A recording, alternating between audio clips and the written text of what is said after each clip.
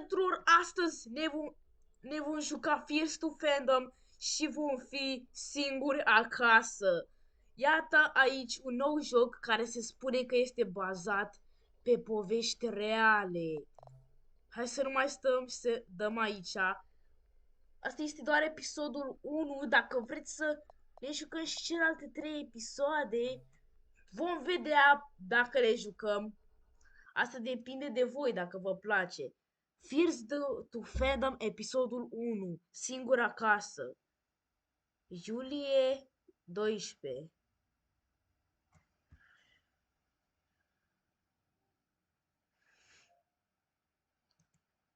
Ha? Nu știu de unde să încep. Tot ce se aude, nu înțeleg. Cred că doar o să încep. Da, v-am zis, e bazat pe povești reale. Era în mijlocul verii, părinții mei s-au dus într-o călătorie la lucru. Am rămas singur în weekend.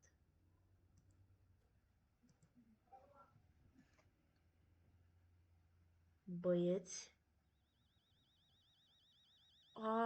Dormeam. M-am trezit, ce naiba. Oprește ceasul. Vai de capul meu. Era ora 8.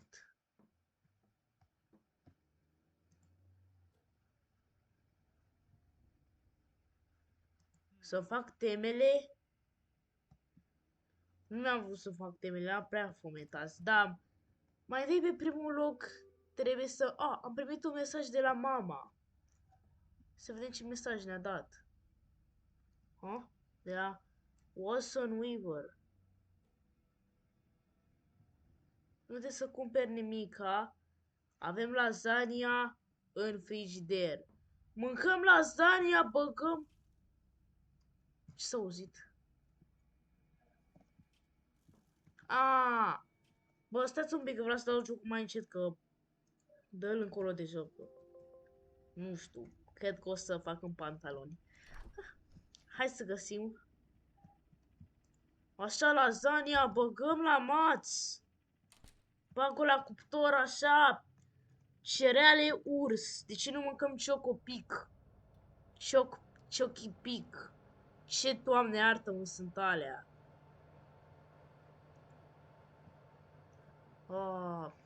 Ok. Pro ce acolo, nu știu. Gata. Îmi place să mă uit la televizor în timp ce mănânc. Ok, atunci cred că o să ne uităm la televizor în timp ce mâncăm. Hai să ne uităm. Ce, să ne uităm la Scooby-Doo? Ce, Doamne, iartă-mă, se duc în pădure. Deci da, am mâncat. Hai să ne uităm. Îmi arată un ecran. Ce e ăsta?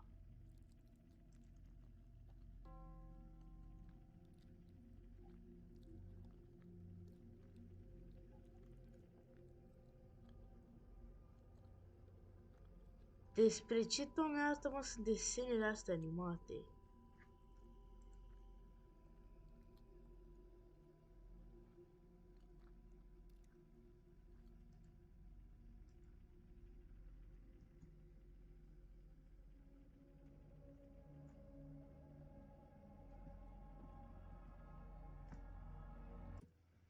Oprește desenele astea. Am primit mesaj de la Mason Oliver, că e prietenul nostru.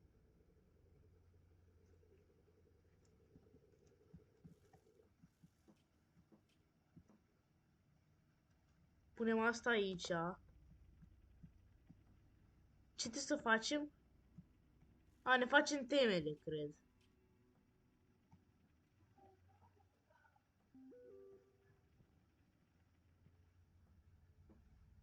Îmi pare rău, Miles, o să ne vedem mâine. Pe mine mă cheamă Miles, se pare. Nu știu de ce mi s-a părut că am văzut pe cineva care a urcat sus atunci când mă uitam la televizor.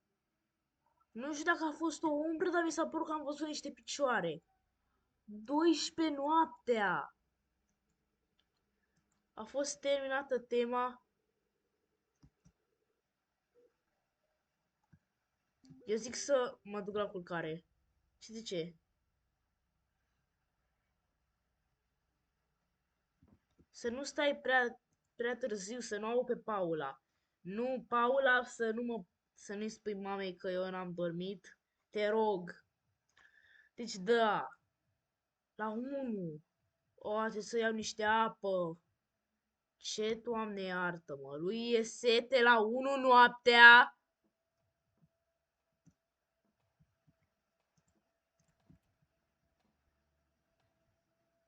Bro, dacă că acolo l-am văzut.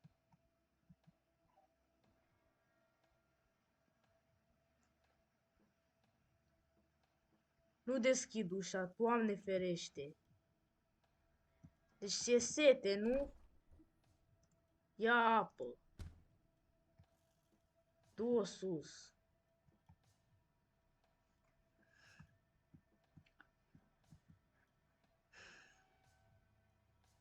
Închide ușa. Beau. Așa. Bagă, mă, bea. Ai băut? Gata, acum du-te înapoi în pat. Mama, mi-a dat o imagine. Tu ești acolo? Cine e ăla? No, nu sunt eu. Mami, ajutor. Nu sunt eu. Mama, nu sunt eu. M-am băgat. M-am ascuns. Stau aici. Doamne ferește, ce Doamne iartă-mă. Au venit peste mine în casă. Cine era ăla? Cine e ăla? Bă, măcar dacă îl văd la ușă, măcar mă simt mai bine. Ia, ce vorbesc ăștia? Yo.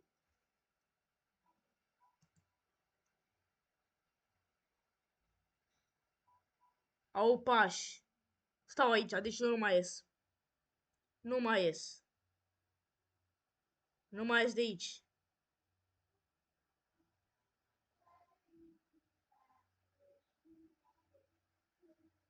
Nu mai ies de aici, nu mai ies. Aici rămân.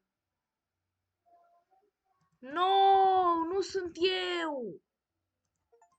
Huh? Read the chat. Curios.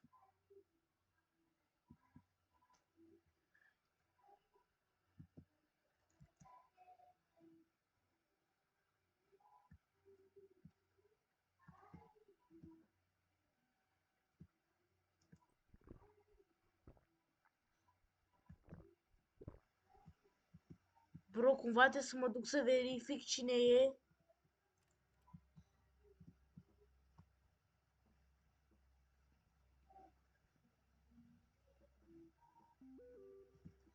Da. Paula mi-a trimis ăsta.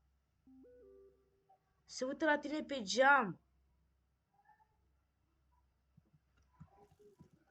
Dacă vreau să mă uit. Uite-l, bă! L-am văzut, nu-i deschid ușa. Doamne ferește să-i deschid ușa. Și că du-te în camera ta și ascunde-te. Mă duc să mă ascund. Doamne ferește, cine era tipul ăla? Bă, cine era?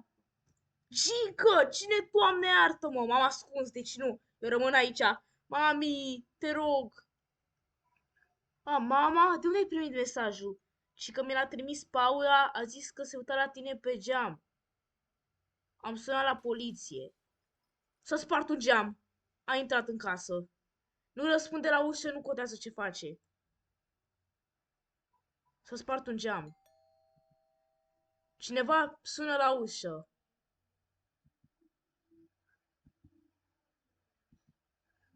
Cineva sună la ușă. Nu mă duc. De ce nu mă duc? Rămân aici pe vecie.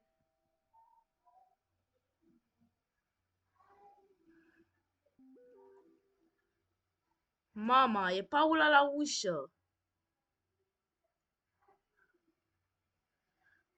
Totul va fi bine, dragule. Să mă duc. Arunc asta, sau nu, mă duc cu sticla. Dacă vine cineva, îi dau cu sticla în cap. Hai să vedem.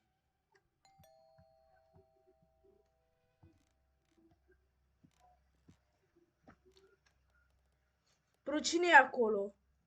Aaaa! Ce, Doamne ferește! Mă bag la loc. Cu sticla în mână.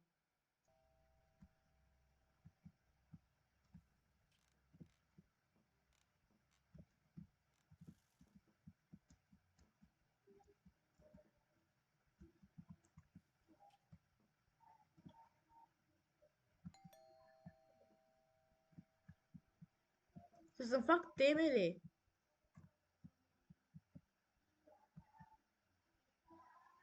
Poliția, te rog! Mă pe telefon, sunt la YouTube. Uitați-vă, așa stătea, l-am văzut și eu pe geam.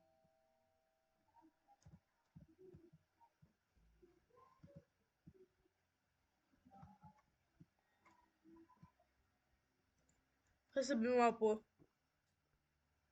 Bem apă până facem... Până facem pipi. Da. Câte să merg să-l văd. Și apoi să vin aici. Atunci bine, îmi scot căștile, pa.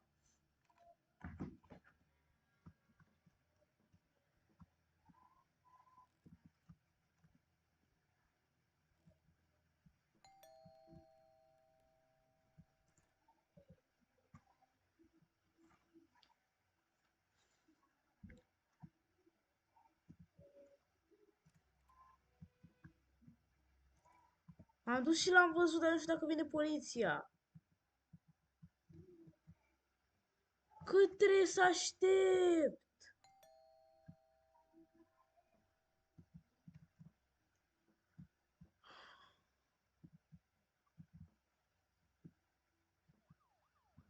S-a ceva. Poliția! A venit în sfârșit! L-a arestat, cred.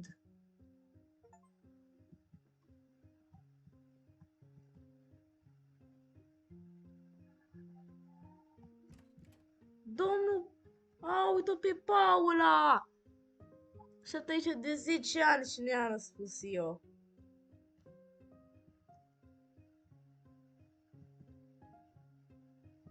Ia uite și, Doamne ferește. Da, deci voiam să spun că totul s-a terminat cu bine. Băieți, cam am întâlnit episod. Dacă vreți să facem și episodul 2 din seria Fears to Phantom, care o să fie despre Norwood Hitchcock. Ce, Doamne iartă m-am făcut. Da, și dacă vreți să ne jucăm și acel nou episod, puteți să apăsați butonul de like și noi ne vom revedea în următorul episod. La revedere!